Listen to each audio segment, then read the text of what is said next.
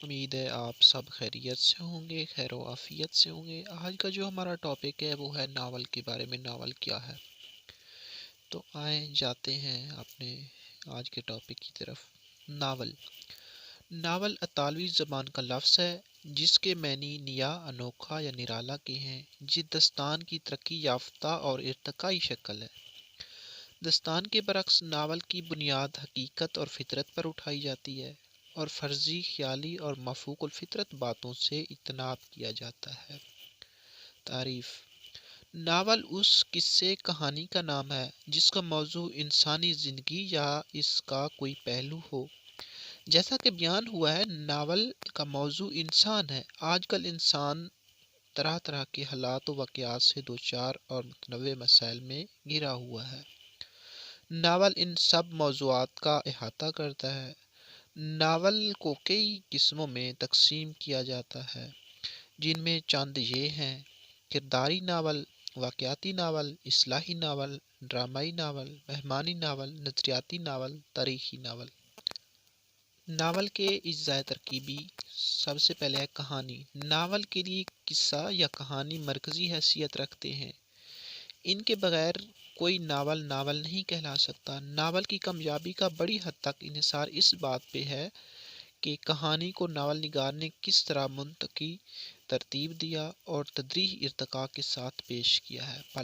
Plot سے مراد وہ خاکہ ہے جو ناول نگار کے ذہن میں بنتا ہے اور اسی کے مطابق وہ واقعات کو ترتیب دیتا ہے اور اتار چڑھاؤ کے ساتھ انہیں انجام تک لاتا ہے۔ ایک معیاری پلاٹ کے لیے ضروری ہے کہ اس کے واقعات میں ایک قدرتی ربط ہو جو شروع سے آخر تک موجود رہے۔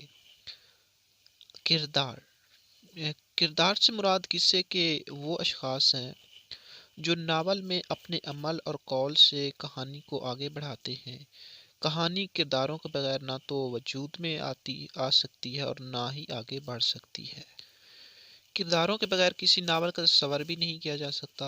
ہر ناول میں ایک یا دو مرکزی کردار ہوتے ہیں اور باقی ضمنی۔ اچھا کردار وہی سمجھا جاتا ہے جو لچکدار اور انسانی زندگی کے قریب تر ہو۔ ایک اچھا ناول وہ کہلاتا ہے جس کے کردار تمام انسانوں کی طرح ہوں۔ مکالمہ یا زبان و بیان: ناول میں آنے والے کرداروں کی آپس میں گفتگو مکالمہ کہلاتی ہے۔ چونکہ یہ کردار ہماری زندگی سے تعلق رکھتے ہیں اور ہماری اور آپ کی طرح انسان ہیں، لہذا وہ گفتگو ہی ایسی کریں گے جو ہمیں بآسانی سمجھ آ جائے۔ قصے کو آگے بڑھانے کے لیے ناول نویس مکالمے سے کام لیتا ہے۔ مکالمے ہی کے ذریعے ہم کرداروں کے عیوب و محاسن سے آگاہ ہوتے ہیں۔ اچھا مکالمہ وہی ہوتا ہے جو فطری اور کردار کی سطح کے عین مطابق ہو، اس کی زبان سادہ اور برجستہ ہو۔ منظر نگاری: ناول چونکہ جزیات اور جذبات کا فن ہے، اس لیے ناول نگار کو لفظوں سے تصویر بنانے کا فن بھی بخوبی آنا چاہیے۔ یہ منظر نگاری چاہے فطرت کی ہو، جذبات کی ہو، احساسات کی ہو، اچھائی و برائی کی ہو یا شہری و دیہاتی زندگی کی، اس کی نزاکتوں سے ناول نگار کا بخوبی آگاہ ہونا ناول کی کامیابی کا ضامن ہے۔ انداز فکر: ہر ناول نگار کا ایک خاص نقطہ نظر ہوتا ہے۔ زندگی کے بارے میں اس کا ایک خاص نظریہ ہوتا ہے جو اس کی تحریر میں کہیں نہ کہیں در آتا ہے۔ کسی کا مطمع نظر اصلاح ہوتا ہے تو کسی کا محض تفریح۔ ادیب کا فلسفہ حیات کچھ بھی ہو، اس کے بیان میں فنکاری اور ادبی چاشنی کا قائم رہنا ضروری ہے، ورنہ ناول کے نعرے بازی یا پراپاگنڈا بن جانے کے امکانات زیادہ ہوتے ہیں۔